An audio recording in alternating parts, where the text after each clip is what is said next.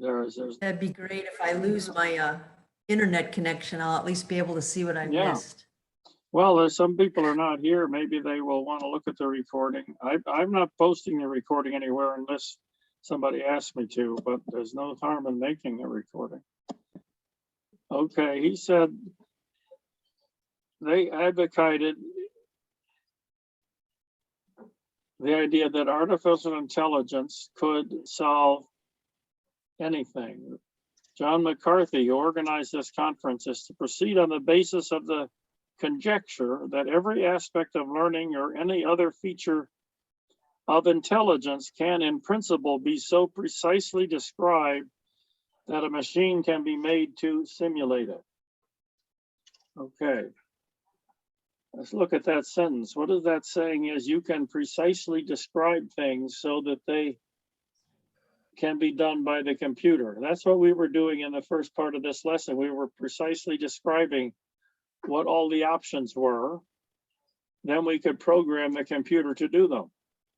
If we, he's saying that that's what we would do. And that is how artificial intelligence was conceptualized, sort of based on the Turing machine idea that you can program it with a relatively modest computing capability, but you have a memory, you have a program which gives it instructions, you have a place to record your results. And that's what we call a good old-fashioned AI, where the programmer puts in the instructions and the computer follows it. Now, in point of fact, they weren't able to do that much with 1956, but they were working on it. And we saw the ELIZA program. That's how the ELIZA program works. It has a set of instructions that it follows, and it follows the instructions that were given to it by the programmer. Now we're going to see how this applies to games. Today we're doing games. Games were generally an area where a lot of artificial intelligence was developed, because games have defined rules and you can play by the rules. And you can then program the computer to follow those rules and to find the best play within the rules. So it seems appropriate. Now, this is the game of tic-tac-toe, which I assume everybody knows how to play. Maybe you did that with your elementary school students. I don't think it's a game that adults really play because it's so obvious. But what you do is you make a game tree, which shows the state spaces.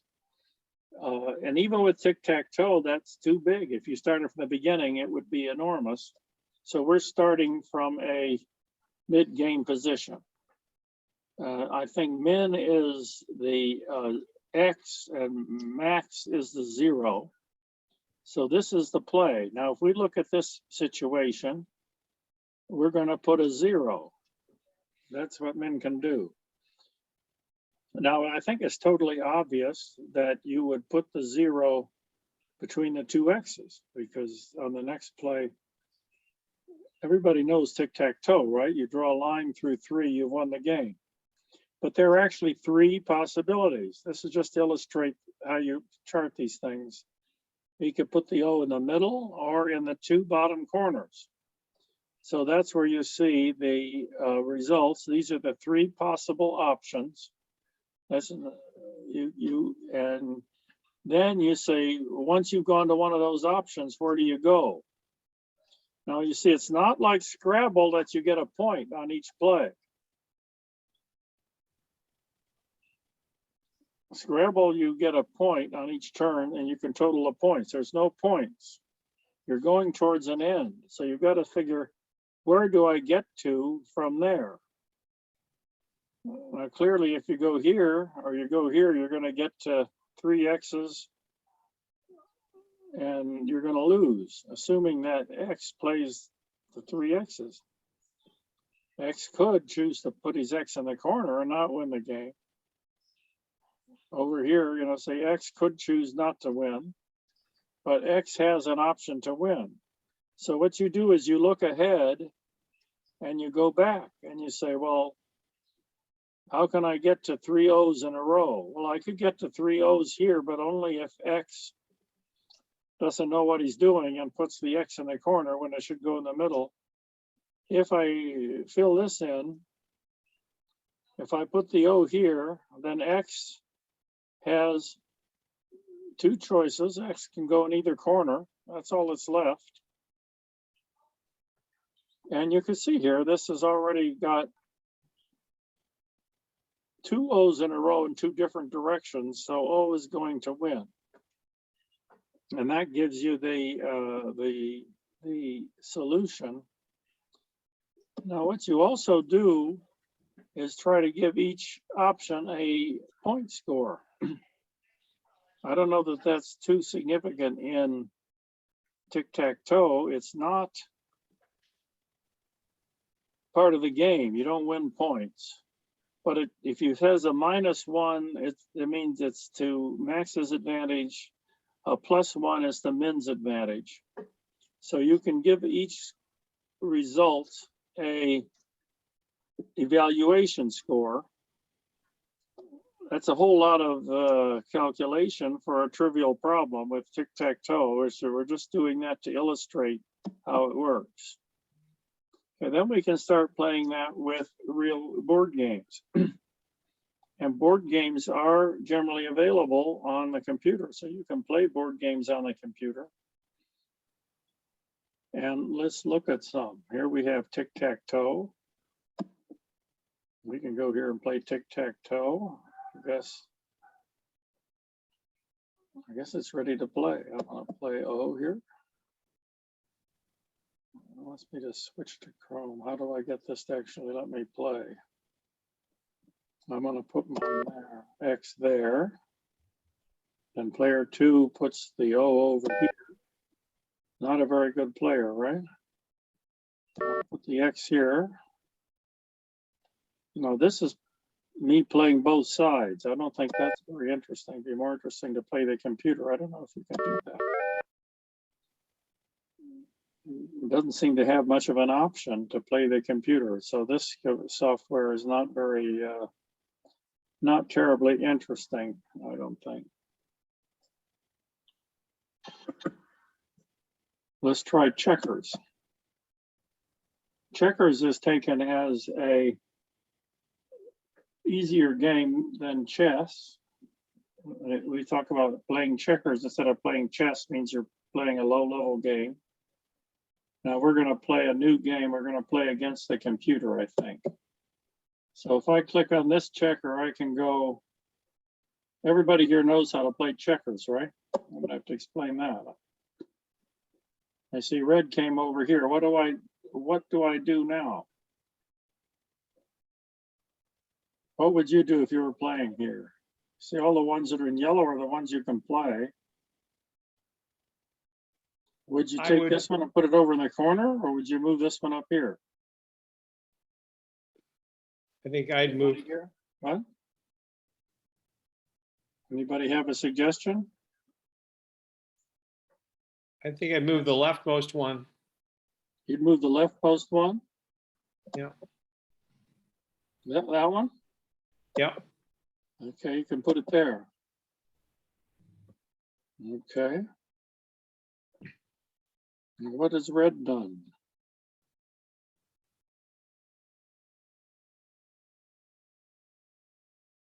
Didn't move. Red isn't moving. I don't know what happened to red.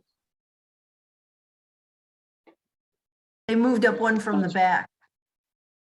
Oh, it did. It moved that one up there, didn't it? We didn't even see it. Why did it do that, I wonder?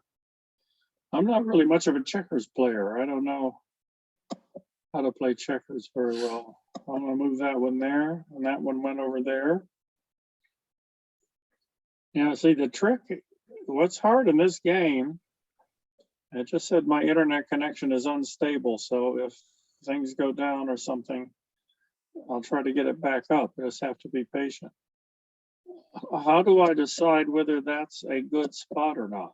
Whether that was a good move or not? Eventually you get to the end, you've taken off all of the other person's checkers, or they're taking off all of yours. So you have a solution. What do we do now? These two can't be moved. Suppose I take this one and put it over there. Is that a good move? Not really. Not really. He took my pieces, didn't they? Mhm. So I'm down. So you have to you have to jump. I have to jump when I have the option. I don't know that the rules of checkers say that, but the rules of this No. software say it. Oh, Do the rules of checkers say you have to jump when you can? I guess maybe they do. no, you don't. I don't think so. I guess thought maybe they there are did. different versions. Anyhow, in this version, it assumes that you have to jump. So you can go through and play with the computer. It's making rules. How is it doing that? That's the issue that we're going to try to deal with. Let me see if I can get it. Just go back to my presentation.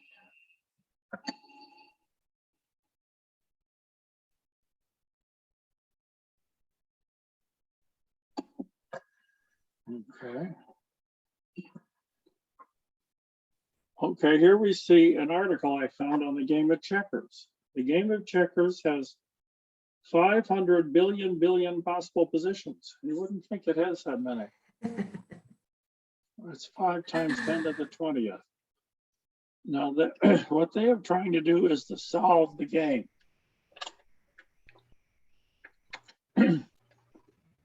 Tic-tac-toe has been solved. It's easy to solve. You can have what it means to solve a game means that you have a set of instructions. And if you follow the instructions, you're guaranteed to win or at least draw. You may not be able to guarantee that you win. And tic-tac-toe, you're almost certainly going to draw because it's not likely that your opponent will be foolish enough to let you win. Checkers has 500 billion possible positions. What that means is that you would say, if you go here and the other player goes there, what do you do next? It has a rule for every single possibility. So the task of solving the game, determining a final result with no mistakes made by either player is daunting. Since 1989, almost continuously, dozens of computers have been working on solving checkers, believe it or not, applying state-of-the-art artificial intelligence techniques to the proving process. And this paper, which came out in Science magazine in 2007, announces that checkers is now solved. So they have a solution. Perfect play by both sides leads to a draw. This is the most challenging popular game to be solved to date. Roughly 1 million times as complex as the game Connect 4. Does anybody play Connect 4? I've not heard of that before. All right, that's been solved. I used to. Used to. How does it work? Explain it. It's been too long. I don't know, but I wanted to tell you in first grade again, checkers and board games are very good for students. And on a rainy day or free time, we always had board games like this. Do they play chess or Go, or do they just play checkers or Chinese checkers? What do they play? Checkers is popular. Monopoly, chess. There's some chess, like clubs. My grandson was in a chess club after school. But yeah, board games are very, very popular. And in first grade, the old Candyland with the colors. I mean, just elementary things. Sure. Anything to make the children think. Well, the board games were popular with adults too, and older children. I think with the invention of computer games, I'm not sure that how many people still play board games, but some of them, there certainly are a lot of people.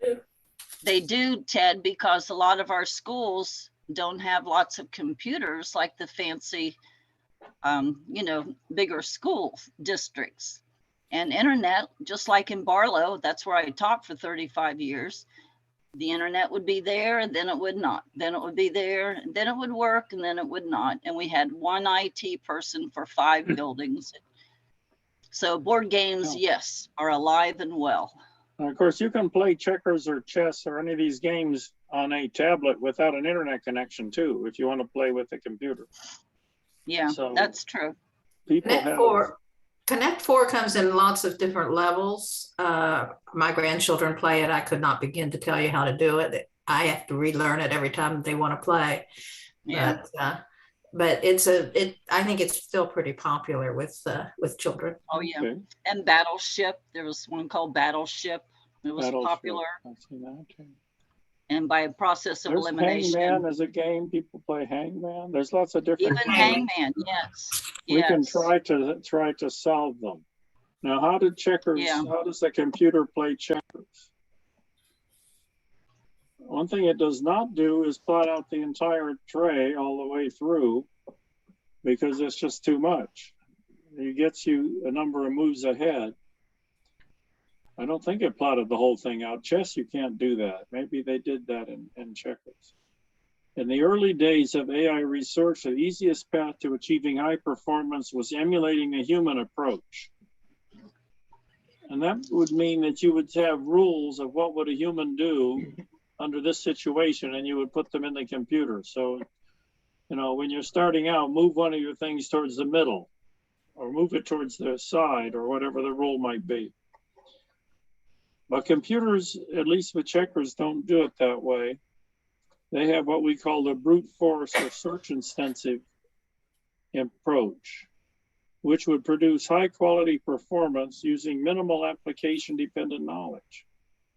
And the computers have got more and more powerful, and they're able to go further and further into the game and say, if one side does this, another side does that, it goes through to the end. Checkers is considered to have high decision complexity, requires extensive skill to make strong move choices, and moderate space complexity in terms of the number of spaces. All the games solved thus far have low decision complexity, such as Go, Moku, and Cubic. These are a number of games that people have tried to solve. The complete 10-piece databases contain 39 million positions compressed into 237 gigabytes. So they compress the game and get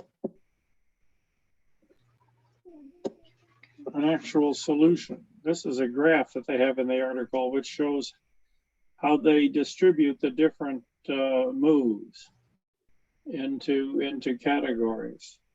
The number of pieces on the board are plotted vertically versus the logarithm of the number of positions. The shaded area shows the end game database. Now the end game is simpler because there are fewer checkers left.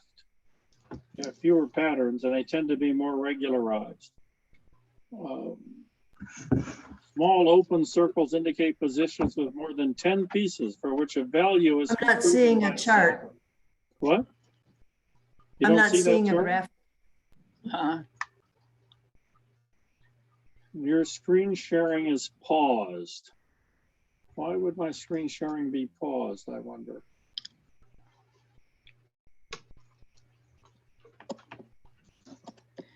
Imagine teaching first graders and have it go out like that. Yeah. I don't know what Not why fun. it would be. Resume share. Somehow I paused it. I push on resume share and you should be able to see the graph. I just want to give you an idea of how this looks. They're looking at all the different solutions they're putting into categories. The small open circles indicate positions with more than 10 pieces for which a value has been proven by a solver. That means they can demonstrate that that position has a certain value in terms of leading to a strong conclusion.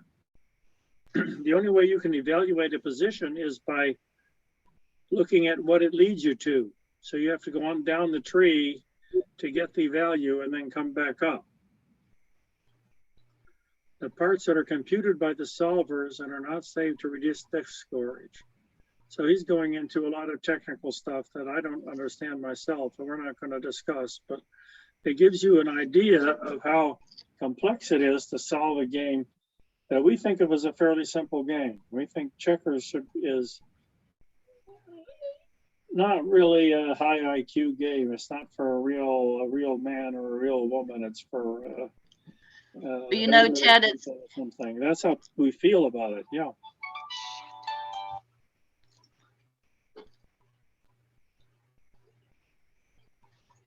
Somebody started to say something and it lost them or they stopped. Is that? I was just going to say, when I was studying math in high school and all about cosines and algorithms and all that, it didn't make any sense at all to me.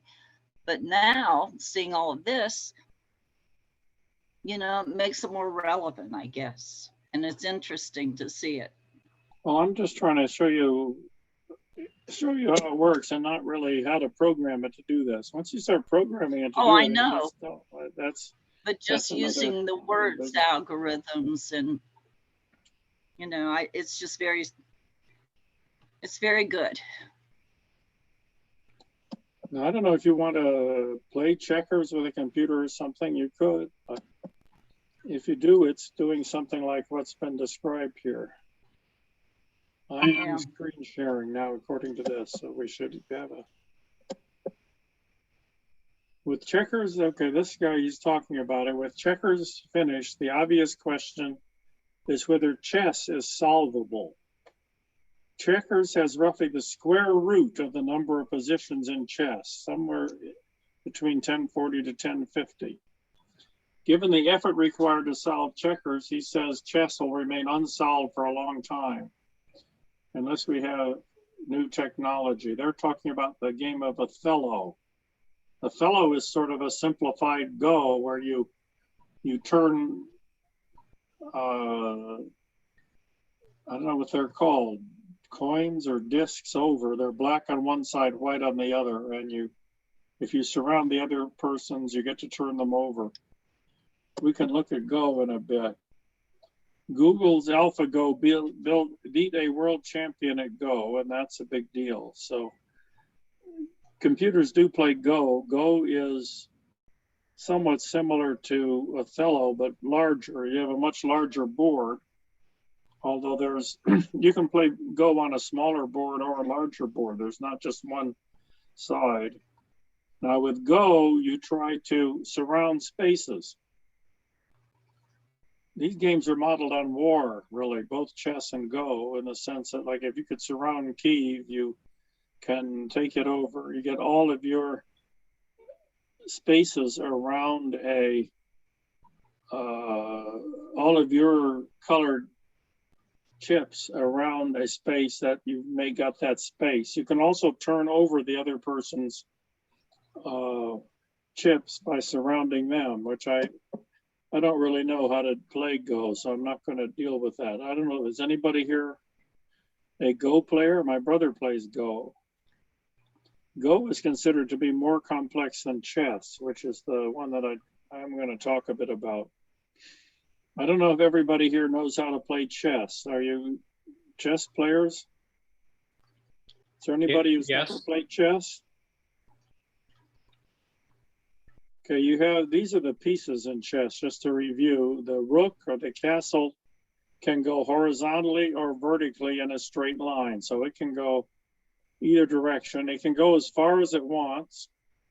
And if your piece moves onto a square occupied by an opposing piece, you can remove that piece. That's how chess works. Now the goal is to surround the king and capture the king. That's how you win. Doesn't matter how many pieces you have. Nothing matters in the end except to get checkmate, which is to surround the king. The king can go one space in any direction. He can go either diagonally or horizontally or vertically. The queen is the most powerful piece. She can go in either direction in a straight line as far as she wants and take a piece off if she wants to, if she lands on the square that's occupied.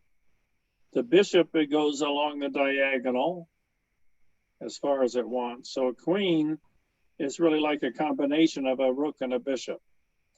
And the knight is a little different. It goes like an L shape. It goes two along a horizontal or vertical, and then one to the right or one to the left.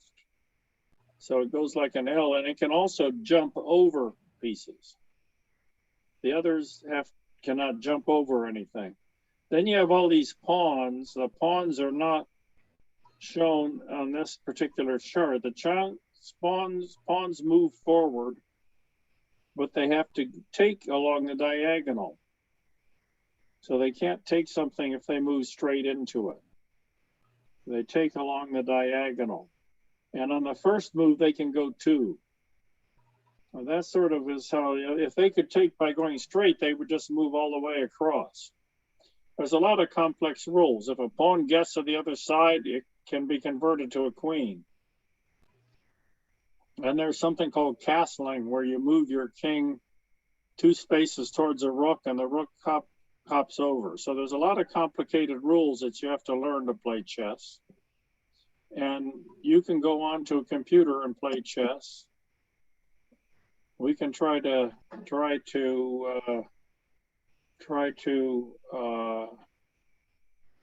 demonstrate that here if we can get it working. There's a standard play now. Play against the computer. Okay, I want to give it 15 minutes on each side. When I started playing it, it wanted you to play in 3 minutes, and then I wasn't done talking about a move before I had to play or something. So here we have a chessboard. I don't know who Jonathan Tressa is, but I assume that I'm playing white. So typical first move is to move the king's pawn up 2 points. Now, why is that a good move? First of all, you have to move the pawns to get your other pieces out, except for the rook, except for the knight. The knight you can jump. So if I click on the knight, it shows me where it can go. It can go here or here. It can't go there because it would land on a piece of its own color. Otherwise, it could go 2 this way and over there. So suppose I decide to go here. Now, what is black going to do? Black took his knight out too. Now, was that a good move?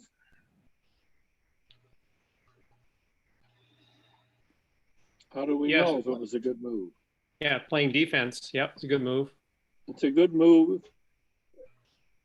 First of all, you want to put your knight in a place where it controls a lot of spaces, and you try to control the middle of the board.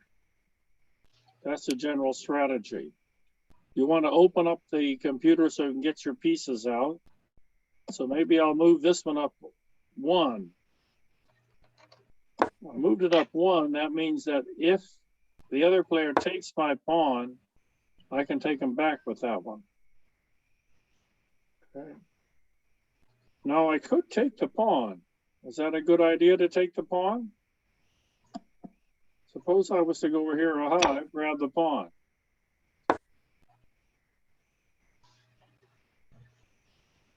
Why didn't he take my knight?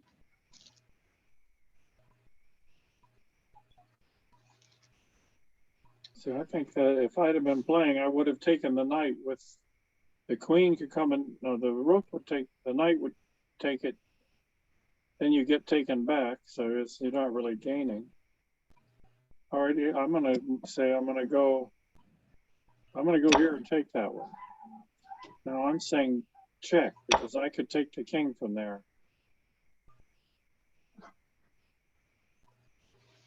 But it doesn't really matter. We made a trade in effect. So we both have the same number of pieces.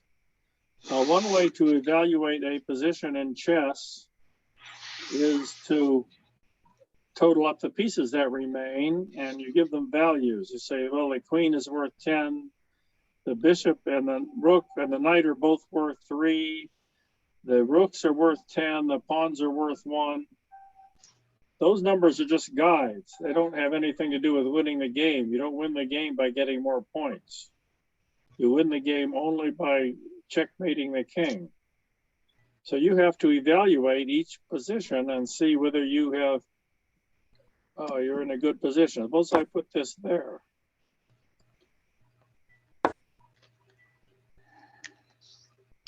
And I would have thought that he might have taken that.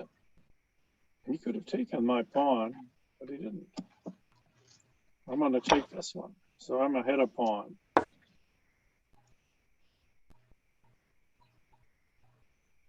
Now he's gone up here. He's next ready to take my pawn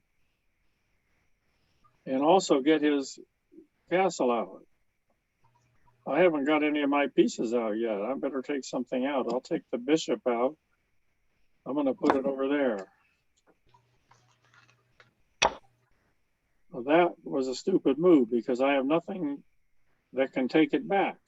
That can take the rook back now that it took my bishop.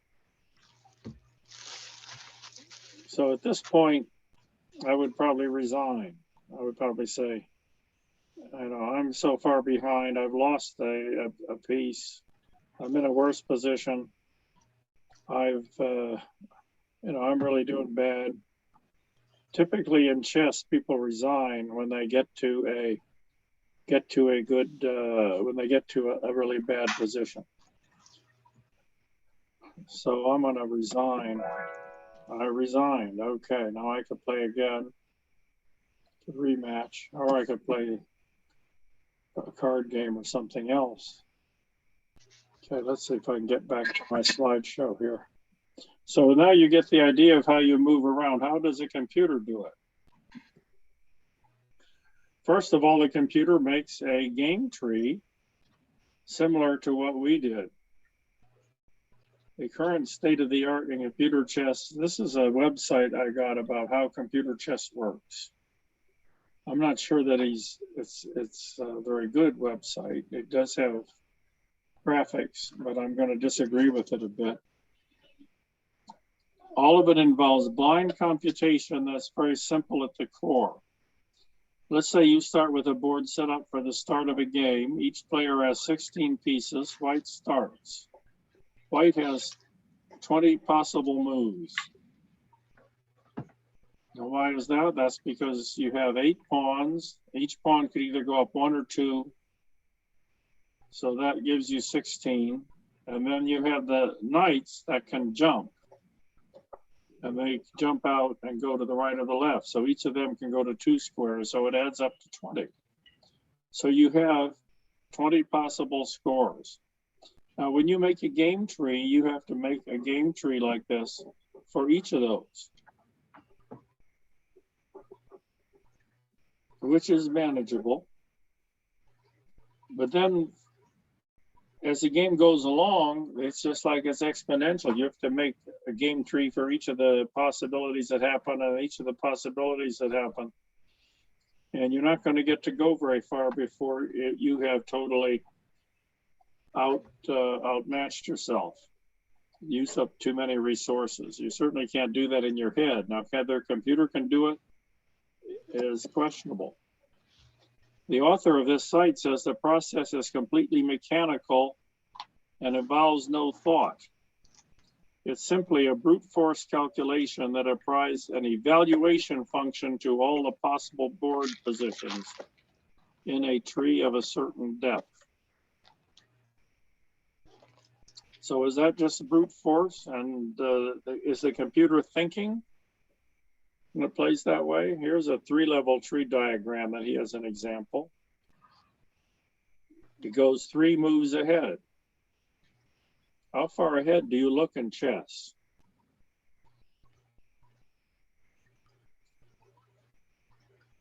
Computer is playing the white player. The black player has moved and left the board position at the top of the tree. In this tree, the white can make 3 possible moves. From each of these 3 possible moves, black can make 3 possible moves. And that's how you go through the tree. Now you've given an evaluation function to each of these. Now, so I don't really agree with his statement, is because he doesn't explain how they get the evaluation function. How do you decide whether a move was a good move or not? Now, we saw that, we talked about Scrabble. In Scrabble, you get points. So you have the move that generates the largest number of points. That's certainly moving towards being the best move. Although one of you pointed out when I discussed Scrabble, you can also be strategic in Scrabble. You can say, I'm not going to play a certain game because I'm opening up a possibility for my other player. Say if you have the U, if you play a word with a U, that would allow the other player to play the Q. So then you'd have to think, is the Q still in the game? There's one Q in Scrabble and one Z. And a Q is worth 10 points. So if the Q is still on the board, maybe you don't want to play to open up the possibility that your opponent could play the Q. Now that's probably not what Scrabble programs do. They probably just compute the highest possible word with brute force calculation. But in chess, that's what the whole thing is about. The whole thing is strategy. The whole thing is positioning yourself so that you can make a strong play or preventing your opponent from making a strong play. So you don't get anything on the actual move that you make. You don't get points from taking something. Now, if you take a piece, you could consider that to be you could give that a point value and use that to evaluate your move. So that's part of how you evaluate it, but you evaluate it in other ways. You evaluate it by applying evaluation criteria, and that's the thinking part. The question is, where do those criteria come from? How do you get them? And that's the problem that we will go on to look at. I think I'm going to take a 5-minute break now. We didn't take a break last time, but I'm going to need a break today. So we will take a 5-minute break. We've gone down to 8 participants, so we lost one already, unless they just faded out. I think I'll pause the recording, but I have to remember to turn it on when I come back, having these computer things. And you can play with... This meeting is being recorded. You can play with other people that you just meet through the software. They'll pair you up with somebody if you like the psychology of playing against a person rather than playing against a machine. Okay, let's get back to the slideshow here and look a bit at the chess programs. How does a program evaluate a chess position? And this is something I've seen other people talking about, that this is really the hard part of chess is the evaluation. It's not just the brute force of saying we try all the things. Now we can't do it with brute force because it's just too much. Now with Scrabble we could do that. With chess, there's just too many moves. It goes, each move depends on the previous moves. This a different website, a guy named Jeff Ron on Quora. The elements which most people focus on are the brute force move scans and selective tree pruning of the possible moves. That's what we've looked at, and we've got an idea what that means. This is not why chess programs are great. Brute force will meet proficient amateurs, but will not beat the best expert. The real magic is the algorithm. An algorithm means just a set of procedures of something mathematical. So it's a set of equations that evaluates the relative strength of the current position. Only with the proper evaluation of a position can it decide whether to search deeper or prune the tree. So it looks at positions. It says this is a dead end position. I'm going to look at the ones that are probably good, and then I'm going to follow them through. Now, what is in the algorithm? The value of the pieces on both sides. So we looked at that. Like taking off somebody's queen, that's a great advantage. You don't want to miss out if you have the opportunity to do that, unless they can just take your queen back, or unless it gives you an immediate advantage where you can sacrifice, as it's called, sacrifice your queen in order to get a checkmate. For pawns, this means looking at the fact that you don't get them doubled. You don't want your pawns one behind the other. You want them to control as much space as possible. For other pieces, it means, are they open to cover a lot of space? The rooks or open files are generally worth much more than rooks behind pawns. The chessboard itself has square weightings that reflect the value of controlling the center. So if you're moving towards the center, it's better. So the programs have rules. Now, these rules may have been made up by humans, in which case it's still just a rule-based program. It's saying, if you try this, how you're going to evaluate the outcome. Some of them are evaluated quickly. There's just violates a lot of the rules. If you have one that looks good, you may follow it through. Now, if you look at the top-notch chess programs, this is a program called Deep Blue, which is an IBM computer. It defeated the Grandmaster Garry Kasparov in 1997. Now, it did this by evaluating very fast. It's a demonstration of how powerful a computer it is. It evaluates 2 to 2.5 million positions a second. So it's evaluating a tremendous number. This paragraph here, the second one, describes the evaluation function. It's composed of fast and slow evaluation. The fast evaluation looks at a lot of things quickly, rules out the ones that just on the surface don't look very good. The slow evaluation scans the board, each column at a time, and looks at the consequences in terms of the criteria. It computes the values of concepts such as how many squares you control, what effect it has on the safety of your king, how it affects your pawn structure, how many pawns you have, color complex, trap pieces, development. Those are all things that it uses. Now, these are pretty much how human players work. Presumably, Garry Kasparov says he looks 3 moves ahead is as far as he looks. Everybody looks 1 move ahead. You move something, well, what is the next person going to do? If you can get up to 3 moves ahead, you're getting pretty complex, given the amount of time that a human has. Now, in chess, you have a clock, but it's not a certain amount of time for each move. I used to play Scrabble with an egg timer, and you'd have 3 minutes or whatever you had to move. You have maybe 2 hours to play 40 moves in a championship game.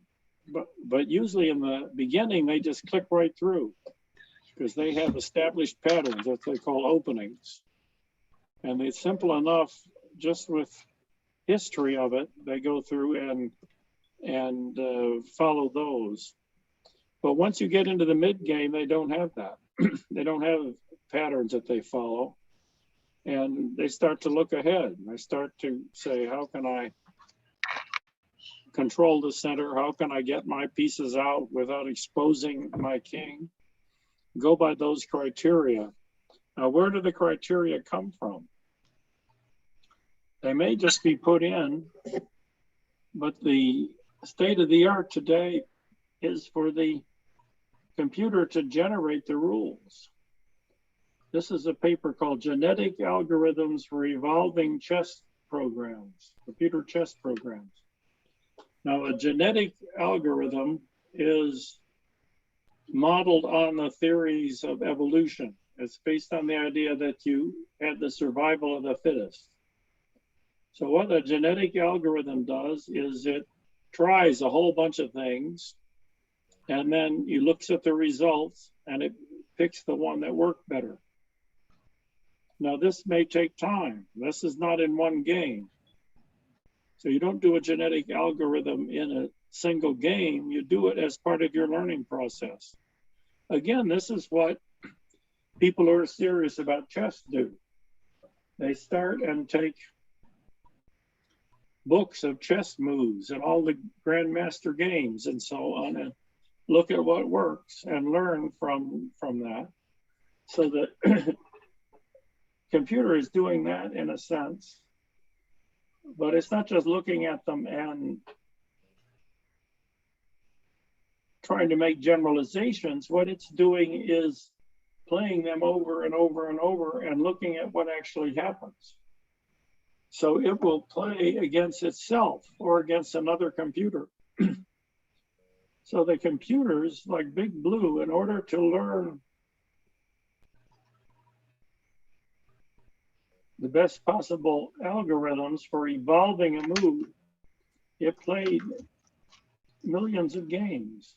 Now, where does it get millions of games?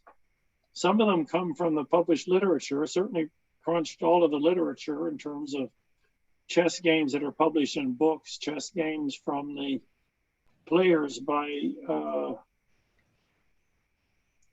grandmasters, competitive players. But then it also does it by playing against itself, playing against other chess programs. So it goes through and plays a lot of games where the computer is actually playing both sides. And it tries different things and it picks the thing that works.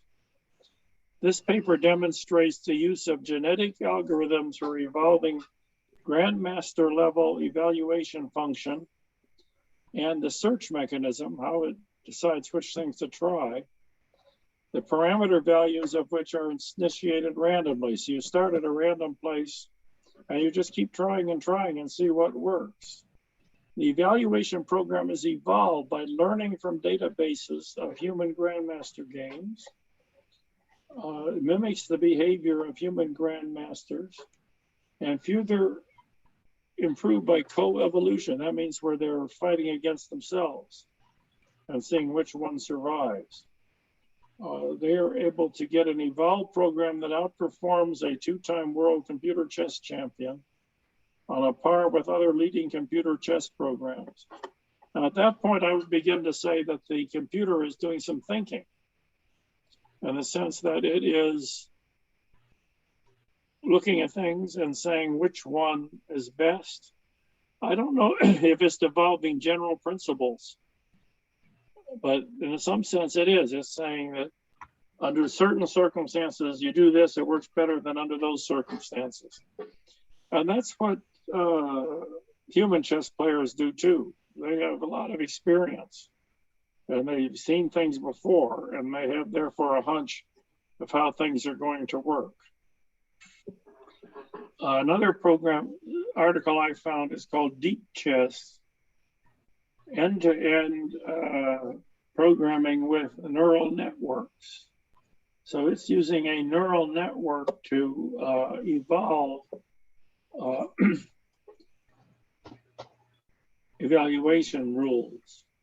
Now, I'm not going to go into what a neural network is, except to say that it's a program that tries to mimic or imitate the way the brain works with neurons and has lots and lots of little processors that are linked to each other. And basically it runs over and over and over to get itself to work. It's not that you tell it how to work, it figures it out for itself. This is going to be the reason I'm just doing this so briefly. This will be class 5 as neural networks. So we will have a class on neural networks, which are very widely used for tasks like recognizing a face. How does a computer look at somebody's face and say, oh, that's Joe Smith, that's my mother? Is that thinking? We don't tend to think of that as intelligence because everybody can do it. You know, I have a granddaughter who just turned 1.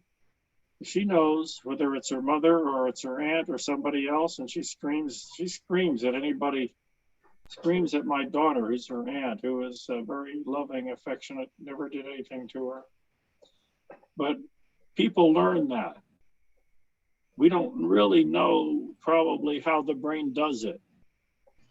We assume there's some sort of neural network there, where the brain science has not really understood all of these things. And computers learn to do that. Now, this time it's talking about learning to do chess with a neural network, an end-to-end learning method for chess relying on a deep neural network. That means that there's layers of neurons. They're not just one layer of neurons. That's something, all the stuff that we're going to go into in a later class. Without any prior knowledge regarding the rules of chess, a deep neural network is trained using a combination of unsupervised pre-training and supervised training. Unsupervised training means that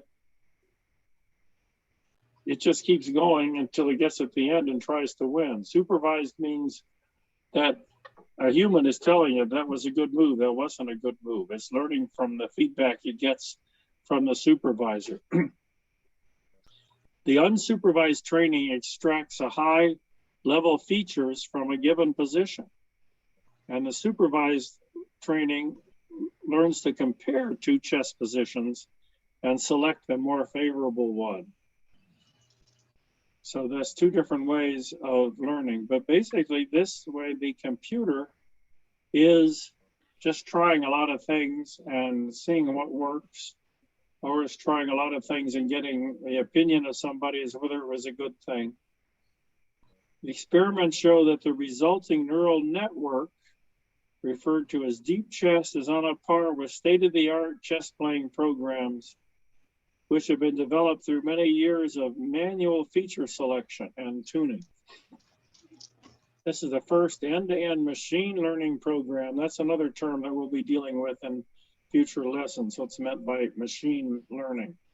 So we're coming to those things.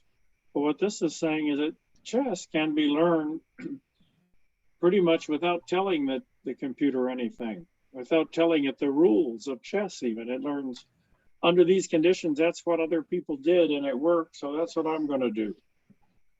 And that's a lot of how computers work, and solving problems that are too complex to just go through all the steps and come to the end, because there's more steps than even the largest computer can handle. Now, what's the future of games? The future of games seems to be going beyond board games into game theory, which is a mathematical theory of games that try to model more complex games that really fit the real world. I don't know if people have ever looked at game theory. This is a theory that was developed in mathematics and economics, and it sort of looks at the interaction between two players, and the two players can cooperate or they can defect. So here we have the two columns are B, the two rows are A. This is a game called A Prisoner's Dilemma. Two prisoners have been arrested, and the prosecutor can convict them of a minor offense, but he can't convict them of a major offense unless one of them defects and testifies against the other, which is typically what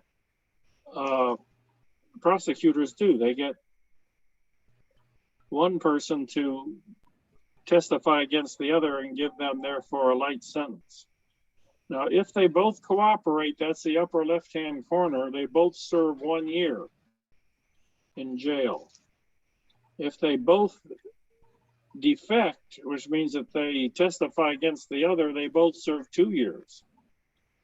But if B cooperates, is a good guy, doesn't tell on his partner, and A defects, A gets off and B gets 3 years. Often they say 10 years or whatever, but so then if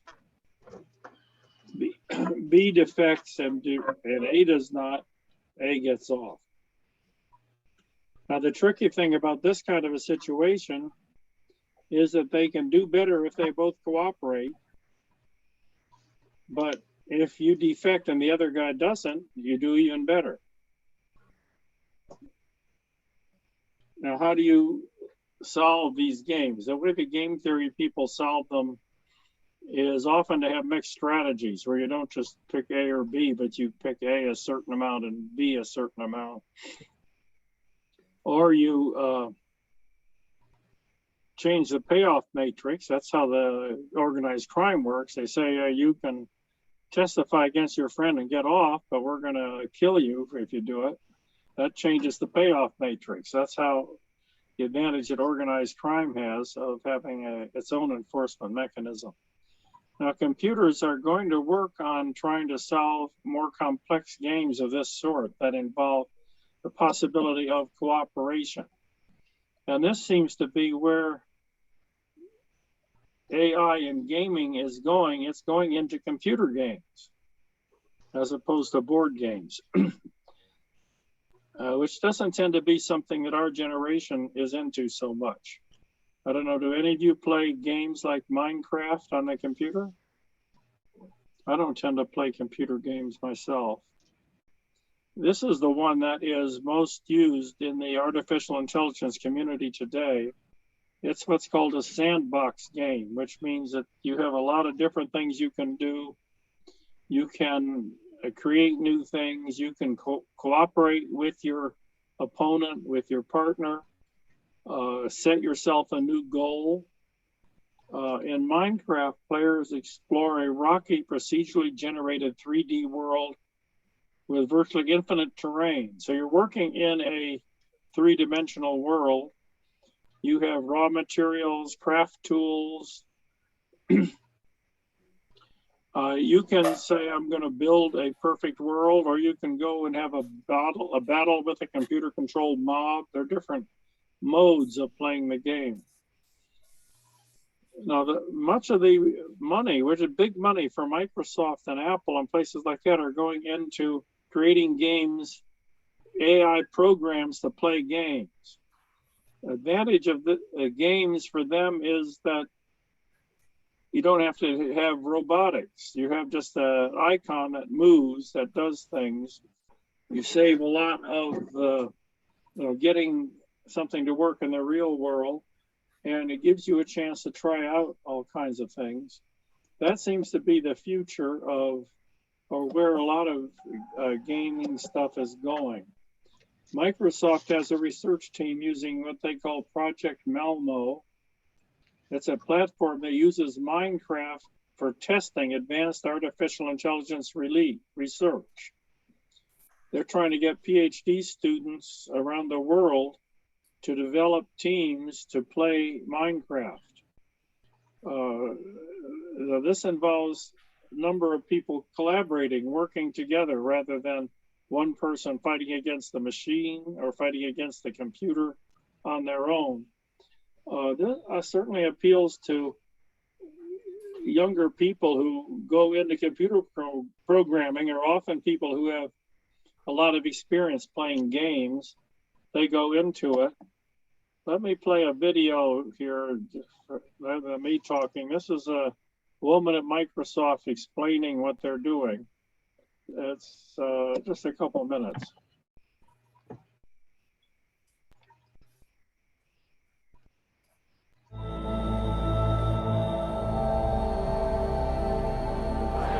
Hi, my name is Katja. I'm a researcher in the Machine Intelligence Group at MSR Cambridge. I'm presenting Project Malmo. Project Malmo is an AI experimentation platform that is open source and that my team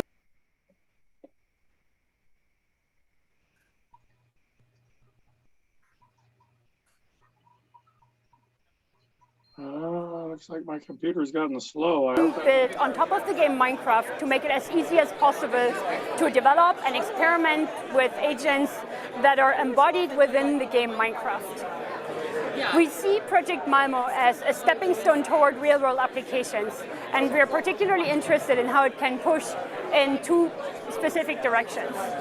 First, we are very interested in this question of how agents can learn to collaborate with each other and with human players. Recently, we conducted the first collaborative AI, Malmo Collaborative AI Challenge, where participants were tasked to develop an agent that could learn to collaborate in a pig chase task. So I can briefly show that here. In this task, we see two agents, the blue and the red agent, that are trying to catch a pig together. The pig is shown over here. We can see this either in this top-down view here or in this first-person view that you see over here. So I can look around and see my collaborator here, and if this collaborator is able to collaborate effectively, then I can go and catch the pig right here. This game encapsulates some really interesting challenges in how we can infer intents of other agents and how those inferred intents or our beliefs over their plans and their strategy can inform the actions that we or the AI agent should take. In the challenge task, participants, graduate student teams participated from across the world. We had more than 80 teams participating, and what was really interesting to me was that they came up with widely different approaches to this problem. We are currently soliciting feedback. If you have any ideas on what kinds of tasks would be interesting to conduct within the Malmo platform, we would be very interested to hear about that. The Malmo platform is very open-ended and supports a wide range of research and tasks. If you feel like trying it out, it's available on GitHub. Try it out today. What they're doing is they're trying to recruit young people, young programmers who would do this out of interest, basically. When I say it's open source, whatever they came up with is available to everybody. And the major computer companies like Microsoft, obviously they have a lot of proprietary software, but they find it to their advantage to make a lot of things open source and get people collaborating on it. So a lot of the stuff that they do is part of that ethos of sharing everything, working together rather than just trying to make money by copywriting something. Let me show you this one. This video is giving you some examples of what this looks like. Actually, maybe I'll put this one on YouTube, and it's maybe it would be a little larger. Você deixou seu país, mas com a Remitly você pode facilmente enviar dinheiro ao Brasil com tranquilidade. Com a Remitly você pode enviar depósitos bancários rapidamente, inclusive à noite e nos finais de semana, usando o seu cartão de débito. Baixe hoje mesmo o aplicativo da Remitly. Artificial intelligence. Over the past few years, AI has increasingly taken the spotlight, giving us a glimpse into what could be the very near future. While initially being used for real-life applications or other non-gaming projects, bots and machine programs are starting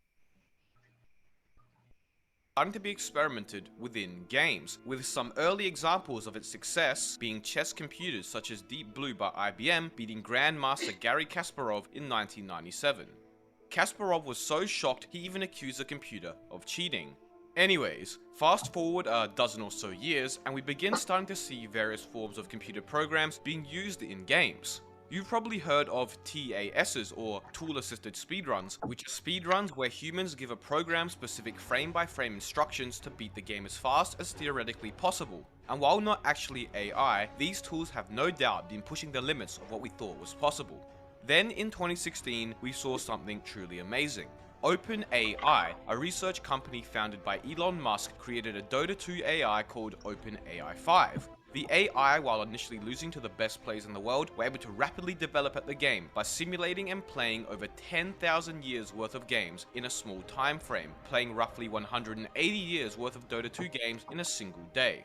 And in 2019, the AI had a breakthrough and beat the current reigning champions and best team in the world at the time, OG, and against normal players had a win rate of 99.4%, winning 7,215 games and only losing 42. But what does that all have to do with Minecraft? Well, since Minecraft is the most popular game in the world with some of the most unique and immense variety of mechanics and features, it was only a matter of time before we would see AI in Minecraft. Throughout the past 2 years, AI research has been conducted in Minecraft, and even Mojang has uploaded videos about it on their official Minecraft channel. Not only that, but bots such as Baritone and other game modifications are becoming so advanced to the point where they can actually beat the game on random seeds just as fast, if not faster than the average Minecraft player. But that begs the question then. While all this research into AI as well as development of bots is certainly unique and interesting, could it be bad for Minecraft? As it stands today, Baritone is becoming so mainstream that we see players using it to cheat on multiplayer servers all the time. I myself, on my own SMP, see this very often, and it's starting to become a real issue. But we also have to take into account what's possible in the future. If AI do eventually surpass humans in Minecraft as they did in Dota 2, what could it mean for the game? There is a lot to discuss here, so today I'm going to try to answer the question, are AI the future of Minecraft? And if so, would they be good or bad for the game? Oh, and make sure to subscribe, because who knows, maybe in the future, AI YouTube channels will take over. Alright, so to begin, let me make a clear distinction.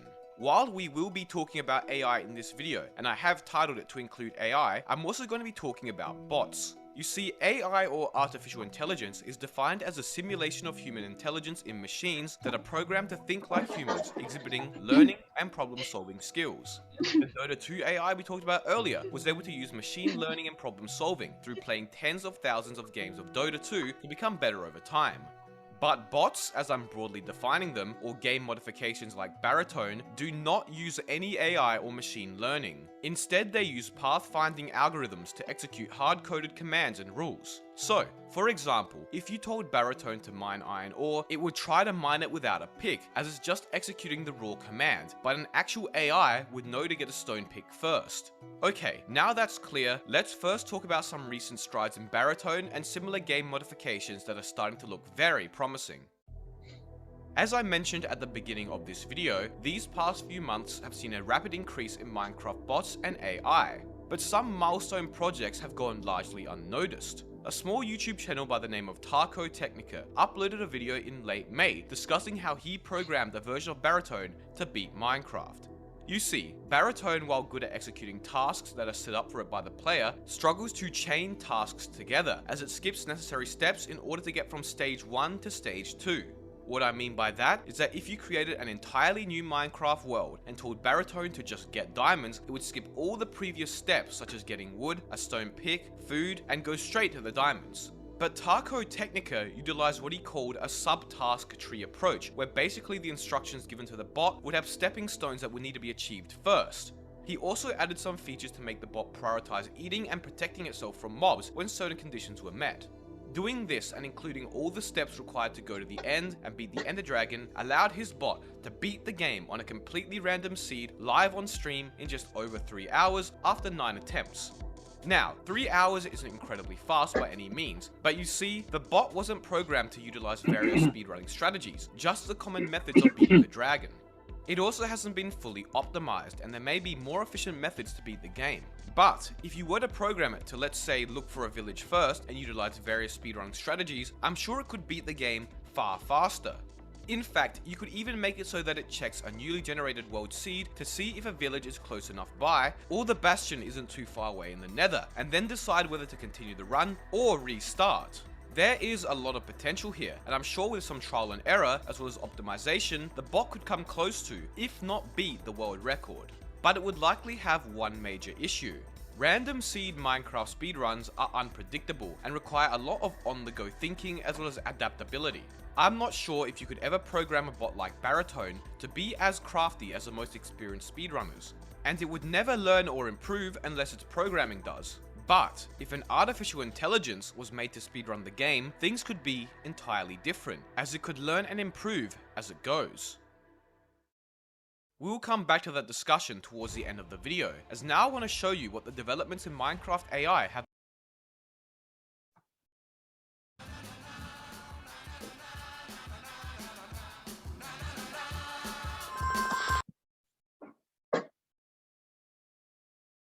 Been like as of late. First of all, MineRL. MineRL is an organization aiming to improve a method of AI machine learning called deep reinforcement learning. Machines learn how to do tasks through trial and error, and correct or successful behaviors and actions are reinforced by receiving rewards, thus teaching the AI that what they did was right. I'm not going to get too deep into it because it gets rather complex. Anyways, MineRL is attempting to use Minecraft's rich environment to research reinforcement learning in AI, collecting information and data throughout. So how do they go about doing this? Well, they have challenges and get participants to make and train AI to do various tasks and submit code. If successful, they move on to further rounds with prizes for the winners. Some of the competition winners have trained AI which can get iron straight from starting a new fresh world. Now, I know what you may be thinking, Baritone can do this easily, right? Well, yes, but that's because Baritone can see all the world data. It basically has X-ray and knows everything about the chunks currently loaded. The AI used in MineRL don't. They are blind to all that, just like us players. Here is some footage of the AI in the recent competitions, finding and mining iron ore on a fresh Minecraft world. As you can see, the AI is far from flawless, and often skipped over some iron ore, would spaz out a bit, and just generally did some things questionably. But don't get me wrong, what has been achieved here is still incredibly impressive. So, in the intro to this video, I told you about the Dota 2 OpenAI 5, AI which was so incredible that it can now consistently beat the best players in the world and had an over 99% win rate against normal players. Well, that same organization along with Microsoft Research have been working on Project Malmo, an AI project experimenting and researching with AI in Minecraft. Through reinforcement learning, that same method we talked about earlier, the AI have been trained to navigate lava puzzles that change randomly each time. This organization is also the same one that started MineRL. There is also the Facebook AI research team with their Craft Assist project that are researching AI that can interact with humans in the game and perform certain tasks for you. The goal of this project, as they stated, is to have a sort of buddy AI play Minecraft with you and get better and better over time, allowing you to do cooler and cooler things with it. The reason Minecraft of all games was chosen for this research is due to the incredibly large and unique creative tasks that can be given to the AI due to Minecraft's minimal restrictions. In the video, we can see them telling AI to build arches, blue squares, dancing in certain areas, destroying blocks, and more, just like if you would tell your friend to do something. They didn't need any weird commands, they just received messages like a human. The project was overall created to help the team study the way humans interact with computers using natural language and how they can make interfaces as well as programs that can better utilize humans' abilities to train AI. Both projects I've shown you today are still in early development, but they are already looking incredibly promising. But is AI going to be good or bad for Minecraft in the future? With speedrunning, as I talked about earlier, if theoretically an AI was trained to beat the game the same way speedrunners do, I have no doubt it would get a world record eventually. The Dota 2 AI were able to beat the best players in Dota, and Dota is arguably far more complex than Minecraft, with over 100 heroes, 200 items which players build differently each time, different positions and roles, as well as so much more. While Minecraft is also a complex game, I think if it's possible in Dota, it's definitely possible in Minecraft, and AI could be trained and become better than humans at random seed speedruns. But what about the rest of Minecraft, not just speedrunning? Well, for single player, AI can only be beneficial, and utilizing the buddy AI, I'm sure it will only amplify the enjoyment players get out of the game. And just like mods and other non-vanilla Minecraft features, you don't have to use it if you don't want, so there won't be issues of it ruining the quote-unquote Minecraft experience. Imagine if you had a buddy AI that could help you build a base, mine with you and build with you. It would make single player much more entertaining. But multiplayer is where the real issues may arise. As it stands right now, Baritone is already so commonly used, and on my SMP server, especially with our recent 1.17 reset, come check us out by the way, we are seeing more Baritone users than ever. Fortunately, anti-cheats are able to detect Baritone packets, and thus let us ban them easily, not to mention how obvious it looks like from a third-person perspective. But if AI were to learn from players, we might be in trouble. There may come a day when you are on a multiplayer server and you don't even realize that you're playing with or against an AI, as their movements look so human. And if that day does come, it could completely ruin some forms of multiplayer. If an AI was trained to play survival games, bed wars, or any other competitive game modes through playing tens of thousands of games in just days, there is no way humans could keep up. And if they can get past anti-cheats, then what? People would use AI to inflate their rankings, or maybe even use AI to get an account to a higher level and then sell it. It's just worrying that if AI can rapidly become better than humans at games such as Dota 2, it's only a matter of time before it happens in Minecraft, and in the wrong hands it could be detrimental to the multiplayer scene. But let's try not to be all doom and gloom just yet. For all we know, AI may be used beneficially. Plugins and mods may be made in the future that contain and use AI to enhance human enjoyment and performance. For example, we could have PvP AI in the future that you can set to various difficulties and train or practice your PvP skills against. Same goes for other competitive minigames like Bed Wars. Maybe we will see multiplayer plugins using AI to make mobs more challenging, or to add in various challenges around the game. Who knows, maybe somebody will even make a Herobrine AI so we can live out our childhood fantasies of encountering him in-game. There is lots of possibilities, and it will be up to us humans to use them correctly. Either way, the development of artificial intelligence and its continued use in Minecraft as well as other games is going to be interesting to follow over the coming months and years. And only time will tell what the future of Minecraft may be. So that about wraps it up for today. To answer the two questions we set out to answer initially, I think yes, AI are likely the future of Minecraft, and yes, it could be bad for the game, but also extremely good. We'll just have to wait and see. If you want to view any of the videos and projects I talked about today, links will be in the description down below.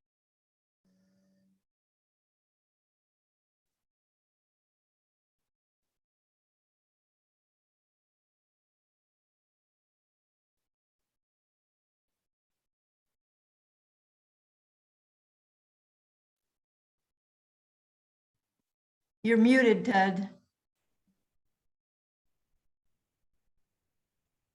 You're muted. He really prepared that video for people who play Minecraft, and his started with the concern that it's going to ruin the game of Minecraft, which probably is not my top concern in the world. I think game of Minecraft would get ruined, but I guess it matters to a lot of people. A lot of people have put a lot of energy and time and interest into these things.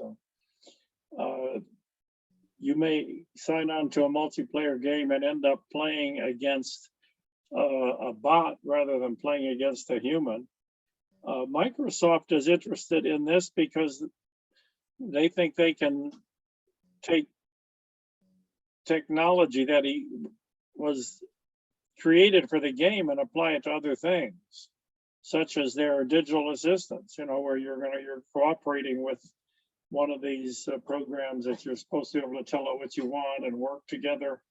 That they're assuming that there's a likelihood that they'll be able to use some of this in developing products. It's all available open source, so it's not like it's commercial in that sense, but that's part of how major corporations fund basic research. When you talk about basic research in the past, companies like IBM and so on funded basic research. This is how you do basic research in computer science. Apparently, you get into a game like Minecraft and you recruit computer whizzes all over the world to take on the challenge of developing it out of interest or whatever, and it moves along. I don't know if any of you have any questions, comments. I don't have any more to say about it myself, so. Everybody is muted, I think, so if you want to say something, unmute yourself. I have two grandsons who play Minecraft. Their parents have to keep time limits on them, but one is in Switzerland and one is in Pittsburgh, and they play each other. Now, whether they play others, I don't think their parents want them online yet. One is 8 and one is 14. But that was my introduction to it. And they both watch videos on the development of the game. So, I have no idea. People get very serious. Like my grandchildren undertook to learn Japanese because they were playing Japanese computer games, and they wanted to be able to read the characters and to read the get the most advanced games that they were into were in Japanese. And he finally ended up going and spending a year teaching school in Japan and learned Japanese language and so on, coming out of a interest in it was a different game. It was Warcraft or something, but, Warcraft. and there's a Yeah. lot of other games that you get, remember they used to put that on their list for Christmas to get various games. from- Exactly. the most advanced versions didn't yet have instructions in English, so that was a motivation. And learning Japanese is not an easy thing to undertake, in my opinion. So that's a real motivation. Next time, we're going to start with the task of separating between spam and legitimate email. How does a computer decide to sort your flow of email into your spam folder rather than your real folder? I put some of mine up. I don't know if anybody would be offended by seeing the F word on a screen or something. Let me know. I can paste over it. But one of the things, when you get something that says some beautiful woman off in Russia has fallen in love with you and wants to have sex with you, you're pretty sure that that's a spam message. Although, You too? it's I get a lot of those apparently, but I don't normally, unless I think Gmail has gotten very good. So almost all of them go into the spam folder. Unless you choose to look in the spam folder, you don't see them. Now, that was not an easy undertaking. When email first started, it was likely to overwhelm things. If you get 50 spam messages every time you go to your email, you're going to get tired of using email. Now, the first program, America Online, they tried to put something in. They said, well, we'll look for certain words. So obviously the FUCK word is one, but they also prohibited the word breast. And then they discovered, there are recipes to use chicken breast, and they got sorted out, so that, they tried to do something very quickly, and it took time to develop a good program. It took a few years before the top-notch services were really being very successful in separating it out. So I don't find that I get much spam that comes through into the inbox, and I don't lose too much that I really want. You can have an error both ways where a good email gets sorted into. But how do you decide that? Now, how we decide that, we look at it and we sort of know what our interests are and so on. To some extent, it's personal, because, it could be that there probably are men who are looking for a 25-year-old bride from Russia, and that getting that offer is not spam. That's what they were looking for. These spam programs, to some extent, are individualized. They sort out things that are spam to you. You can tell them that it's not, and that it's not just generic, that they know something is mass commercial email. That has to do with the general issue of sorting things out, and how do we know what category something is in, and so on. We may get into medical diagnosis that way, although that may not come till the following week. But that's another source of things where the computer is making a judgment. It seems like it would be thinking, whether you want to say that it's thinking when it sorts that out, or a lot of it has to do with people who have categorized emails as spam, and then it looks at those and discovers the traits that it has. There is some math in the next one. You start out with the probabilities versus odds, some probability theory, manipulating fractions, multiplying and dividing fractions. You don't have to do that. If you want to get into it, you can do it in advance, or I will work through it in class and just show it to you next time. But that's where we are. We're going for next week's, at least the first part of next week's class. Anybody have any other comments or questions or requests? Anything you particularly would like to see?